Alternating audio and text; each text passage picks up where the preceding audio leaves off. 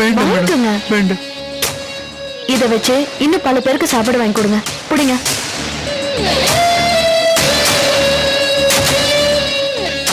யார் இது? எதுக்கு அவனுக்கு பணம் கொடுக்கணும்? வர வர அது பிச்சைக்காரன் கூட எல்லாம் சகவாசம் வச்சுக்க ஆரம்பிச்சிட்டா. ரொம்ப நன்றி மேடம். நான் கிளம்புறேன். சரிங்க மேடம்.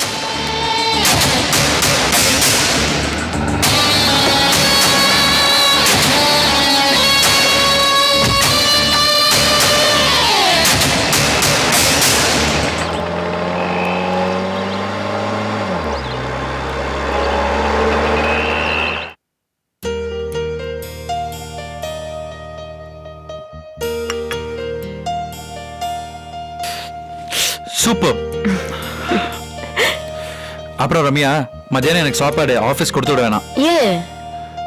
ஆபீஸ் விஷயமா நான் கொஞ்சம் வெளில போறோம். போற இடத்துல அப்படியே சாப்பிட்டு வந்துடுறோம். என்னங்க இப்பவே ஆபீஸ் போகணுமா? இந்த காஃபியை உட்காந்து குடிக்க கூட நேரம் இல்லாம எவ்வளவு டென்ஷனா குடிச்சிட்டு இருக்கேன் பாத்தியா? அவ்வளவு லேட் ஆயிடுச்சு. சரி, ஏன் கேக்குற? இல்ல, ஒரு half an hour லேட்டா போனா பரவாயில்லையா? half an hour? சான்ஸே இல்ல. ஏற்கனவே நான் ரொம்ப லேட்ல இருக்கேன் ரம்யா. என்ன விஷயம் சொல்லு.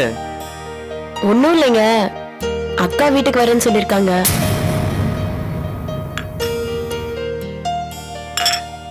அவங்க வரும்போது நீங்களும் இருந்தா நல்லா இருக்கும்.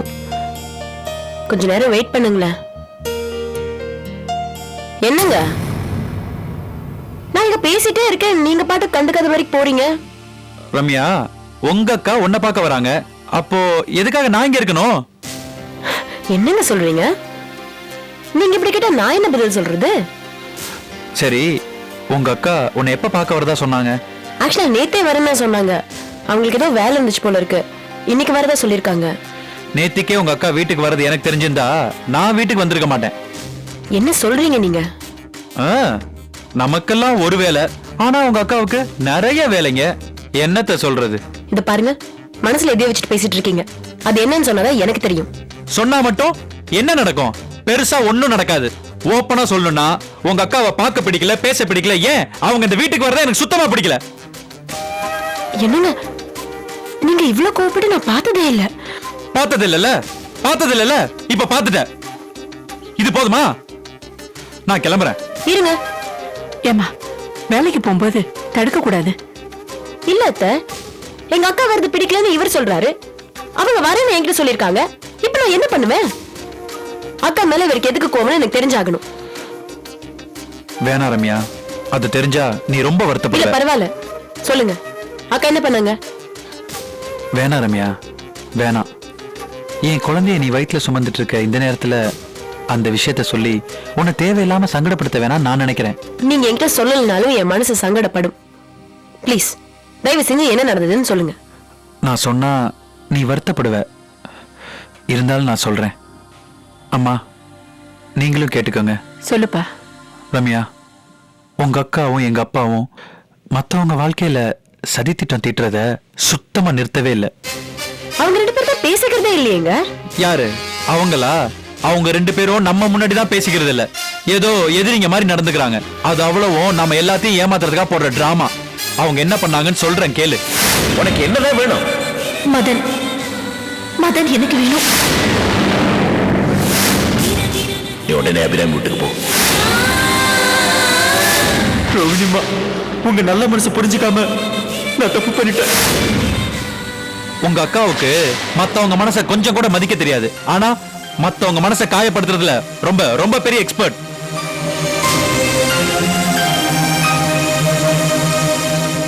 புருஷன் வேணாம் டைவர்ஸ் பண்ணுவாங்களா, அப்புறம் திடீர்னு புருஷன் வேணும்னு சொல்லுவாங்களா? உங்க அக்கா என்ன பெரிய அள்ளி ராணியா? கல்ச்சர்னா உங்க அக்காவுக்கு என்னன்னு சுத்தமா தெரியாதா? எங்க உங்க அக்கா ஒன்னையும் கெடுத்துருவாங்களா தான் எனக்கு ரொம்ப பயமா இருக்கு. நான் வரேன். ஒரு நிமிஷம் இருங்க.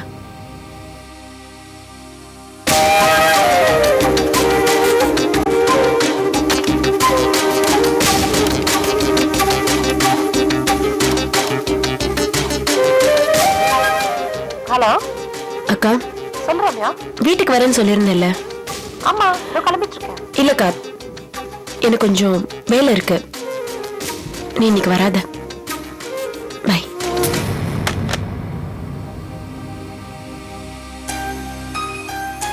ரம்யா, உன்னை நினைச்சா ரொம்ப பெருமையா இருக்குமா.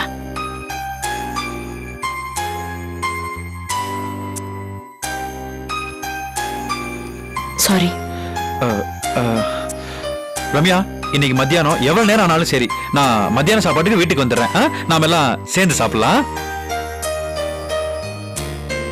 நல்லா புரிஞ்சுக்கோ ரம்யா, அக்காவையும் தங்கச்சியும் பிரிக்கணுங்கிறது என்னோட நோக்கம் இல்ல. உங்க அக்காவை நீ புரிஞ்சுக்கணும். நான் வரேம்மா.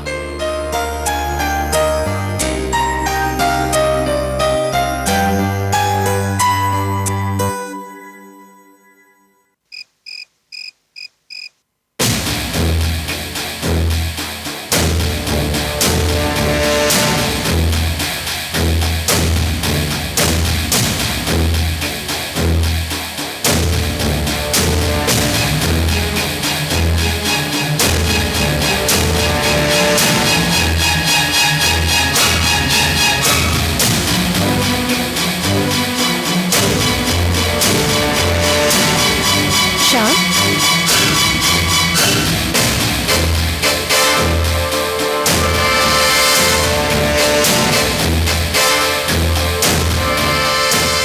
ஷாம், நீ எப்ப வந்த? சாப்பிட்டியா?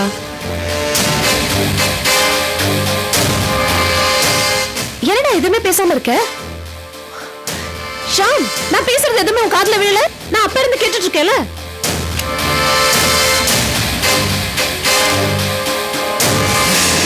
நானும் தான் கேட்டுக்கிட்டு இருக்கேன். அப்படி என்னடா முக்கியமா கேட்டுட்டு இருக்க? நான் கேட்டுக்கிட்டு இருக்கிறத மட்டும் நீ கேட்ட, அப்புறம் நான் கேட்கிற கேள்விக்கு உன்னால பதில் சொல்ல முடியாது. ஏடா பூடகமா பேசுற? அப்படி என்ன முக்கியமான விஷயம்? முக்கியமா இல்லையான்னு நீயே கேட்டு முடிவு பண்ணிக்கோ.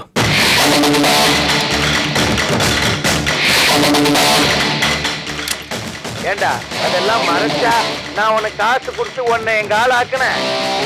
அவங்க நல்லவங்கன்னு தெரியும், அவங்கள மாட்டி விடணும் தான் உன்னை நான் உருவாக்குனேன்.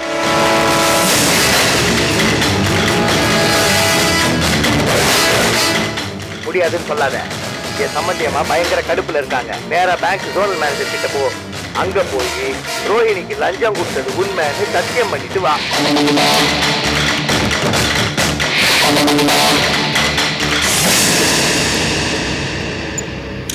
என்ன முக்கியமான விஷயம் தானே? ஆடியோ கேட்டல, இப்ப வீடியோ பாரு.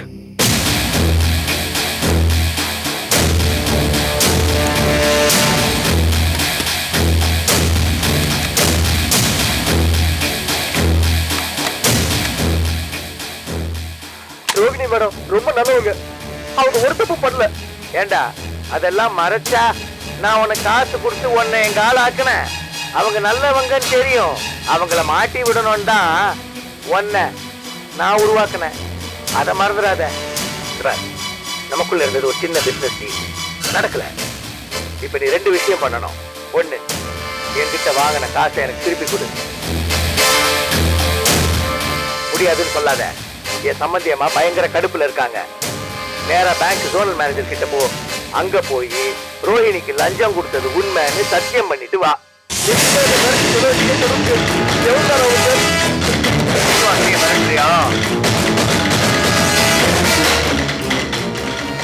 இப்ப இது முக்கியமான விஷயம் தானே? சொல்லு, ஏன்க்கா இப்படி இருக்க? அக்கா, எனக்கு இப்போ உன்னை பார்க்கும்போது கூட கோவம் வரல, பரிதாபம் தான் வருது. எத்தனை தடவை சொன்ன அந்த ஸ்ரீனிவாசன் சரியான ஃப்ராடுன்னு. இந்த மோசடி விஷயம் போலீஸ்க்கு தெரிஞ்சா அந்த ஆள் ஆம்பளை. ஆனா நீ, உன் கதி என்ன? அக்கா, தயவு செஞ்சு உன் புத்தியை மாத்திக்கா. அமைதியா வாழ கத்துக்கோ, இல்ல மத்தவங்களையாவது அமைதியா வாழ விடு. டேய், எனக்கு இந்த அறிவுரை எல்லாம் பிடிக்காது. ஆமா, நான் அந்த ரோஹிணியை பழி வாங்க இப்படி எல்லாம் செஞ்சேன். ஆனா ஏன் பண்ண? எனக்கு என் புருஷன் வேணும். உன் மாமா எனக்கு வேணும். எனக்கு மதன் வேணும். எல்லாமே இருந்தும் புருஷன் இல்லாத வாழ்க்கையில அர்த்தமே இல்ல ஷாம். அதனாலதான் எனக்கு மதன் வேணும்னு சொன்னேன். அந்த புத்தி டைவர்ஸ் பண்றதுக்கு முன்னாடி இருந்திருக்கணும். நினைச்சா டைவர்ஸ் பண்ணுவேன், நினைச்சா சேர்ந்துக்கணும். ஷாம், எனக்கு அது அப்ப சரின்னு பட்டது. ஆனா இப்ப தப்புன்னு படுது. ஆமா, டைவர்ஸ் பேரு டைவர்ஸ். ஏன் யாரும் டைவர்ஸ் பண்ணதுக்கு அப்புறம் ஒன்னா சேர்ந்து வாழணும்னு ஆசைப்படுறது இல்லையா? அந்த கார்த்திக் சாந்தியும் டைவர்ஸ்க்கு அப்புறம் தானே இப்ப ஒன்னா சேர்ந்து வாழணும்னு ஆசைப்படுறாங்க. சொல்லு சொல்லு ஷாம், சொல்லு. உன்னோட இந்த அக்காக்கு ஒரு நியாயம், அந்த சாந்தி அக்காக்கு இன்னொரு நியாயம். சொல்லு, பதில் சொல்லு, பதில் சொல்லு, பதில் சொல்லு ஷாம். சாந்திகா சாந்திகா சொல்றேன், பதில் சொல்லு. அவங்களுக்கு ஒரு நியாயம், எனக்கு ஒரு நியாயமா? இல்ல, நீ பேசுவியோ பேச மாட்டியோ, பதில் சொல்லுவியோ பதில் சொல்ல மாட்டியோ. என் புருஷன் எனக்கு வேணும், எனக்கு வேணும், எனக்கு மட்டுமே வேணும். அந்த அந்த ரோஹிணி என்ன விட்டுட்டு அவரு அந்த ரோஹிணி கூட இருப்பாரா? மாட்டேன் மாட்டேன், நான் விட மாட்டேன். அவர் எனக்கு மட்டும்தான், நான் யார் கொடுக்க மாட்டேன். என்னை விட்டு போக கூடாது. என் புருஷன் எனக்கு தான், எனக்கு மட்டும்தான். நான் எதை வேணாலும் செய்வேன். என் புருஷன் எனக்கு தான், எனக்கு.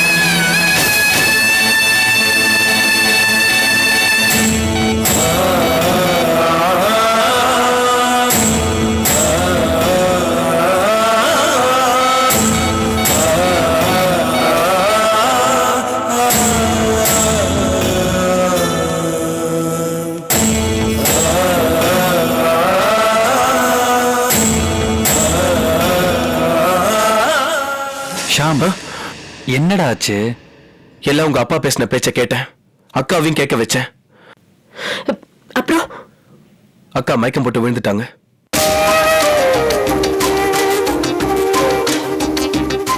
அவங்க பண்ண தப்ப ஆதாரத்தோட எடுத்து சொன்னா இவ்வளவு டென்ஷன் ஆயிட்டாங்க. அதுக்கு நான் என்ன பண்ணுவேன்? நினைச்சேன்டா, அப்பவே நினைச்சேன்.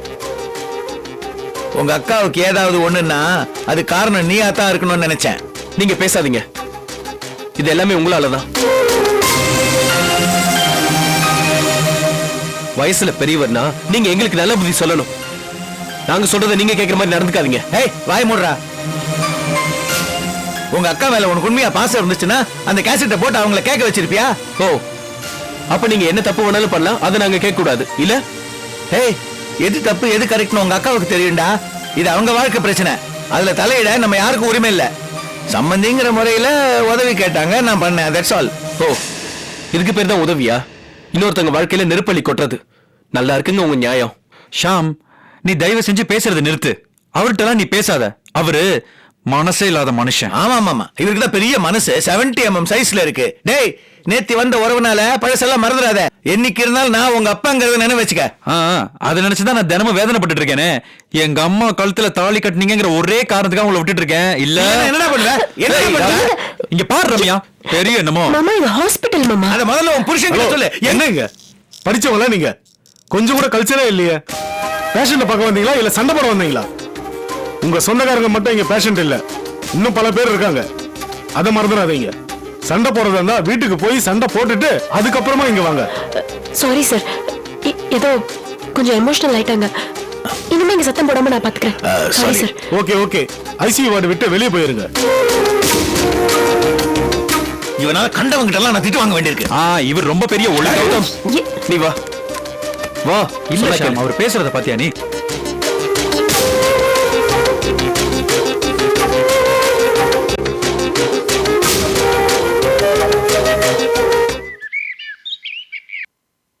அந்த கைதி கோவிந்தன் நம்மள நிம்மதியா தூங்க விட மாட்டான் போல இருக்க. சார், நம்ம தேடுற விஷயம் எங்க தேடுறோம், எப்ப தேடுறோம், இந்த மெசேஜ்லாம் எப்படியோ லீக் அவுட் ஆயிடுது சார். அதுக்கு யார் காரணம்? நம்ம டிபார்ட்மெண்ட்ல இருக்கிற ஆளா இருக்குமோன்னு சந்தேகமா இருக்கு சார்.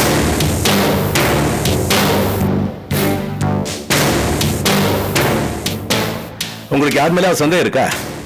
சார் அந்த கைதியை பிடிக்கிறதுக்காக நம்ம ஸ்பெஷல் டீம் ஃபார்ம் பண்ணியிருக்கோம். ஆனா சம்பந்தம் இல்லாம இன்ஸ்பெக்டர் கனி. சொல்லுங்க. அந்த கைதி ஜெயில இருந்து தப்பிச்சு போறதுக்கு முன்னாடி கனி பல தடவை ஜெயில போய் பார்த்திருக்காரு. அதுக்கான ஆதாரம் கூட இருக்கு. கைதி தப்பிச்சு போறதுக்கு முதல் நாள் கூட கனி போய் பார்த்திருக்காரு சார். அதை விட கோவிந்த சொந்த ஊருக்கு கனி மப்டியில போயிருக்காரு. அது ஏன் சார்? சார், கோவிந்தோட குடும்ப செலவுக்காக அவனோட மனைவி கிட்ட கனி பணம் கொடுத்துட்டு வந்திருக்காரு. சார், ஜெயில இருந்து கோவிந்தன் தப்பிக்க நினைச்சது, திட்டம் போட்டது, தப்பிச்சு போனது இதெல்லாம் அந்த கனிக்கு தெரிஞ்சிருக்கு. ஜெயிலுக்கு போய் கனி பார்த்ததுக்கு அப்புறம் தான் கோவிந்தன் ஜெயில இருந்து தப்பிச்சு போயிருக்கான். அந்த நேரத்துல கனி எங்க டியூட்டி பார்த்தாருன்றது ரெக்கார்டு இல்ல சார். அப்ப கோவிந்தனுக்கும் கனிக்கும் சம்மந்தம் இருக்குன்னு சொல்லி சந்தேகப்படுறீங்களா? Yes sir. ஒருவேளை கோவிந்தன் கனியோட கஸ்டடியில இருந்தாலும் இருக்கலாம் சார். நம்ம டிபார்ட்மெண்ட்ல இருந்து யாராவது கான்கிரீட் இன்ஃபர்மேஷன் கொடுத்தா நான் இமீடியட் ஆக்ஷன் எடுத்துருவேன். நோ மேட்டர் யார் எந்த பொசிஷன் இருந்தாலும் சரி. கனி மேல டிபார்ட்மெண்டல் ஆக்ஷன் எடுக்கிறதுக்கு முடிவு பண்ணிட்டேன். ரைட், நீங்க புறப்படலாம். Okay sir.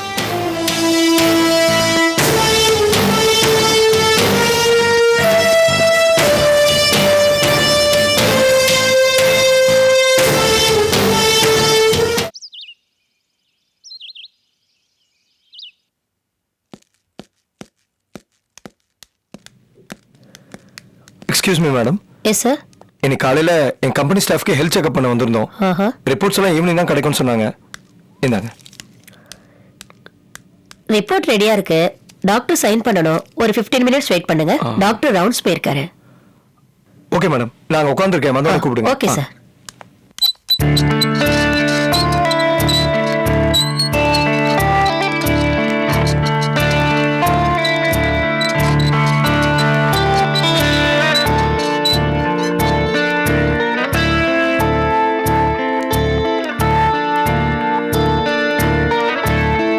ஷாம், உமா அக்காவை பாத்தீங்களா?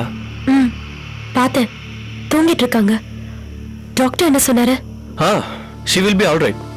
இன்னும் செக்அப் ரிசல்ட் வரல, வந்துரும். நான் அவ்வளவு சொல்லியும் உங்க அக்கா கிட்ட போய் எல்லாத்தையும் கேட்டுட்டீங்களே. பின்ன ஏன் கேட்டீங்க? கேட்காம ஷாம், கத்தாதீங்க. நீங்க கேட்டதுனால தான் இப்ப உங்க அக்கா ஹாஸ்பிட்டல் அட்மிட் ஆயிருக்காங்க. இத பாருங்க உமா, அவங்க என் அக்காவா இருந்தாலும் அவங்க பண்ண தப்பெல்லாம் தப்பு இல்லைன்னு ஆயிடாது. அதுவும் ஒரு விஷயம் உங்க மூலமா வந்ததுக்கு அப்புறம் நான் எப்படி பேசாம இருப்பேன்? உமா, இதெல்லாம் கேட்கணும், கேட்டுதான் ஆகணும். அப்பதான் மேற்கொண்டு தப்பு பண்ணாம இருப்பாங்க.